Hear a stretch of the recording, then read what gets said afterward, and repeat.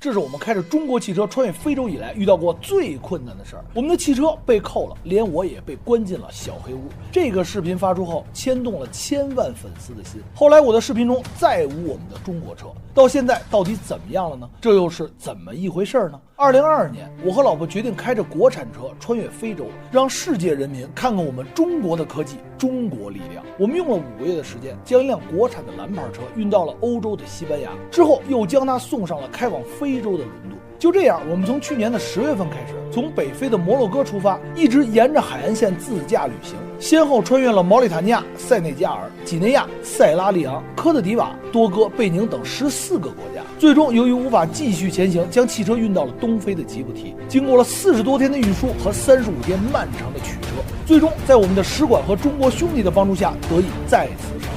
但没想到，这一切截止到进入埃塞边境后，再也无法继续前行。我们的车被扣了。海关的领导跟我说，要么交税，要么交押金。我极力的解释，我们只是过路车辆，并不会把汽车卖掉，但却被关进了小黑屋。幸好有为我们中国工作的大哥帮我翻译，才得以释放。后来又有好心的小哥收留我们，4天，在恶劣的环境下不断奔走，但连我们需要缴纳押金的数额都无法得知。于是我们决定暂时放弃汽车，搭上当地的运兵车前往下一站塞梅拉。但没想到，就在我们离开的第2天，就传来了噩耗。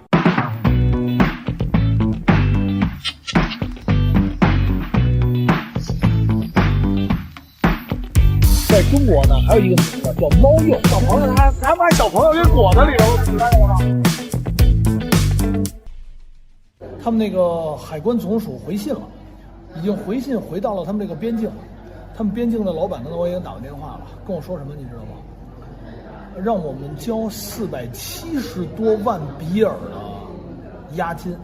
我给大家算一下，470多万比尔就差不多是和当地汇率就是9.5万美元，将近10万美金，70万人民币。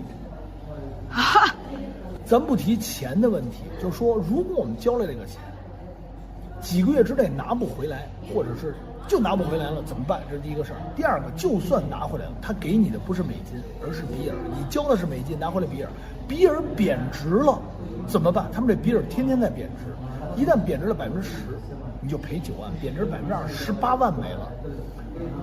这是非常夸张的一个事情。然后我这辆车买的时候，裸车价21万8，他要收90万，这是什么意思？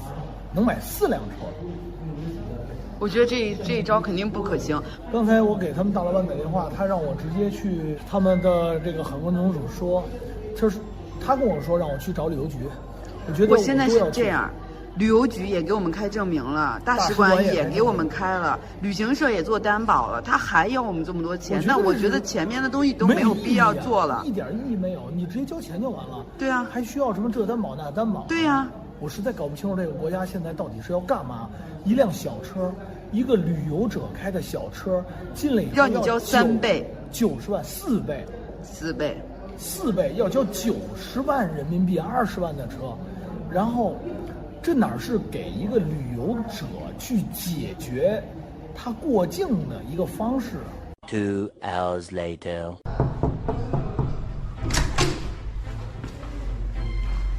好消息。别生气，好消息！哎，回来！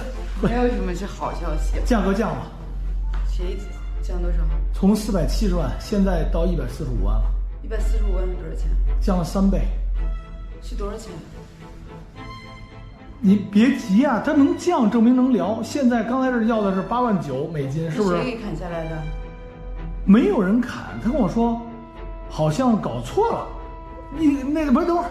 是那个大领导说的，那个大领导告诉我的。就刚才那个 Miss Gano 跟我说，价格降了，我还有点疑惑啊。然后他们最大的这个领导，哟，我差点给他拨回去。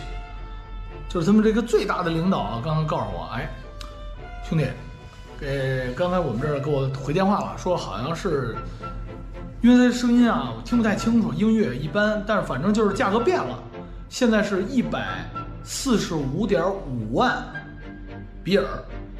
对，你要是跟人民币1比7的话，差不多就是20万。你看着说现在我回去，没准既然他能松动一次价格，可能就能松动2次。回哪儿去啊？他现在回边境了。他去聊？不是，他说现在回去帮我打听消息，他聊不了，他只能帮我打听消息，他聊不了。但是既然能松动一次，我们就再找当地的旅游局，还有当地的这个海关总署，我们再试一下，看看有什么进展。为了不耽误行程，我们选择先行前往火山拍摄。经过了1周的奋斗，我们终于征服了尔塔阿雷活火山。经过反复思量，我们决定返回后去缴纳所需的145万比尔的押金，然后拿车继续出发。然而，事情远没有想象的那么简单。现在呢，兄弟们，这个情况呢又有新的变化了。这个变化呢，现在是我以为啊，我们从火山回来以后，然后我们就可以交钱提车了。他们最后说的价格是145万比尔，当地比尔。然后呢，我就让朋友去问这个流程是什么，我们要走押金。现在给我的回复是，你看，埃塞海关已经停止使用 CPU， 就是押金。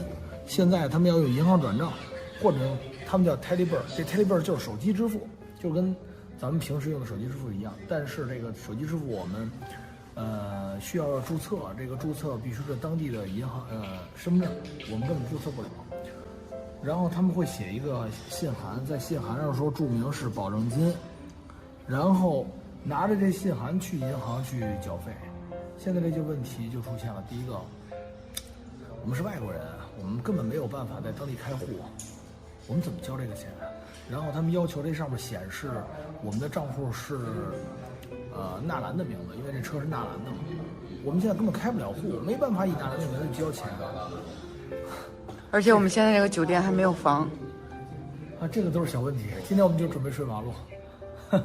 经过多方联系，入境海关、出境海关、缴纳押金的银行，最终得到的答案是：海关不管你用什么方法，钱到放车；银行不管你用什么方法，拿 ID 开户。想要拿到 ID， 必须获得移民局和外交部的批文。在埃塞，就算是常驻的工签人员，想要搞到 ID 也是非常困难的。更何况我们只是过路的旅行者。在我前往外交部和移民局咨询后，发现海关的事儿必须海关解决。我们决定前往位于首都亚的斯的海关总署。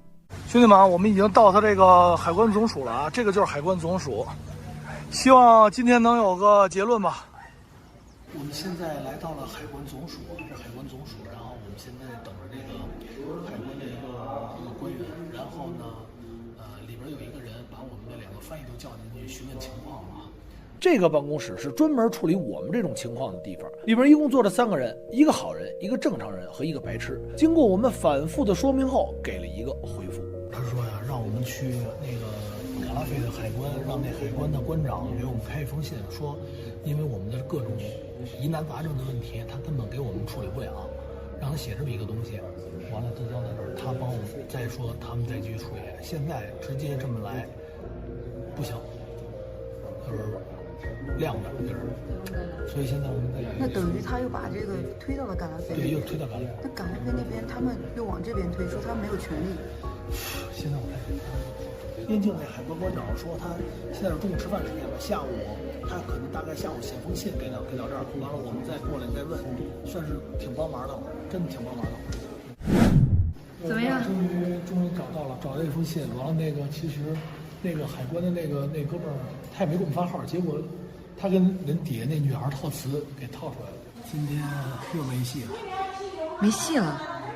是我们把这封信给到你身后的这个办公室，他给打出来了，然后把我和那个伊萨斯的电话留下了。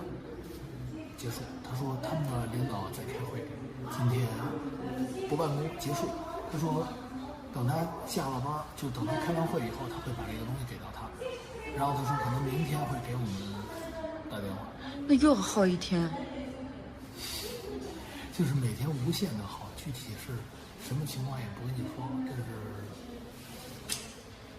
时间是一天一天的过去，原本计划是我们开着国产车探索非洲大陆的奥秘，现在为了节约时间，只能租车前往南部，先行探索原始部落的秘密。但没想到我们行程都结束了，依然没有任何回复。兄弟们啊，就在刚刚，我们又给这个海关总署8层打了一个电话，我们离开亚的斯之后，刚开始一直没人接，后来第2天、第3天打完了以后，他说已经上报给单位了，要等着。然后隔了这么多天过去，打完电话，非常不耐烦的跟我们说：“等着，挂就挂了。”态度非常的恶劣。现在这个完全这事儿就卡在这儿了，就是找他们，就是完全不管，而且你也最好别找我。然后这个非常奇怪，这个事儿现在不知道怎么解决。最后，在迫于无奈的情况下，我们联系了我们的大使馆，我们的领事义不容辞地带领我们再一次前往了海关总署。然而这一次很不巧，没有见到他们的领导，留了电话后依然是等待。这一等又变成了遥遥无期。就在这时，转机出现了，我们另外一条路的关系通知我可以前往海关拿车了。我们紧急购买了飞往塞梅拉的机票，这到底又是怎么一回事呢？兄弟们，其实事情是这样的啊，前2天突然给我们打一电话，说今天可以去边境拿汽车，具体怎么拿、为什么、什么情况，我们完全都不知道啊。其实在这现在目前看，已经不是光扣一个车这么简单的了，因为之前车是因为我们没有当地的 ID， 没有一个账号可以去交钱，你看他多调皮啊。然后呢，就是还有一点就是我们的签证现在过期了，这里非常感谢使馆，领事亲自带着我们去移民局解释情况，帮我们去延期。而且领事一直在安慰我们说，没关系，遇到任何问题，我们都在你们身后，是我们强有力的一个后盾，对，特别的感动，非常感谢啊，也非常的感动。然后第3个就是，我们的这个车保险过期了。因为我们没想到这辆车会被滞留在这个埃塞长达1个月的时间，所以1个月保险过期了。这个现在就是一个很麻烦的一个问题，具体一会儿什么情况我们也还不知道，希望一切顺利。你好呀，我们第一次这样拿行李，这行李都湿了，真的。下雨了，这个他们这儿行李车拿行李太草率了啊，就是在这么一个地儿。我一出来傻了，这啥也没有，没有行李转盘，只有一个行李车，真的连个出租车都没有，太厉害了，真的。这边是没有办法能直接到边境嘎拉菲的，必须得有私家车，打车到不了，所以我们现在还得想办法找一辆车。之前来的时候是搭着运兵车，现在回去没兵了，也没有车了，现在只能再想办法了。Hello， 这个米斯卡纽啊，100里，好300公里开外，从边境过来接我来了，因为我们找不到车，实在找不到。兄弟真的，他找一辆车跟着我们来了，但是现在又出现了一个很大的问题。我们拿这车呢，实际上是找了一个当地人，当地人呢用了各种关系，完了疏通到了海关总署。海关总署说，今天大领导已经把字签完了，今天就是发信的这么一状态。但是现在代理消失了，代理打不通电话，就很有可能他卷款跑了。我说有可能，也有可能说能卷多少钱？对，钱是一方面，最局不知道这个事儿他是不是真的能办。但是因为他发的这个文件说只有当天有效，所以我们不得不今天过来。如果要不然，现在这个路程来讲，1天我们根本就到不了边境。但我们现在人到了，车也找着了，但是没有发过去函，我们怎么办？就希望他现在是睡过了，现在是10点半，就希望他现在是睡过了，然后没接电话，而不是故意不接。屋漏偏逢连夜雨，兄弟们啊，又遇上事儿了。我们现在呢，这个酒店呢没房，我们现在连在这等待的权利和机会都没有。然后现在我们再换一个酒店，然后刚才呢突然就联系到了这个代理了。代理说他一直在开会啊。哎，说下午1点找大领导签字。对，说又找大领导签字了，说遇到点麻烦。现在然后让我们等到1点，现在已经11点半了。这个死马当活马医吧，兄弟们。现在一切顺利，只能相信，现在没有任何的办法，真的，飞都飞了，来都来了，只能，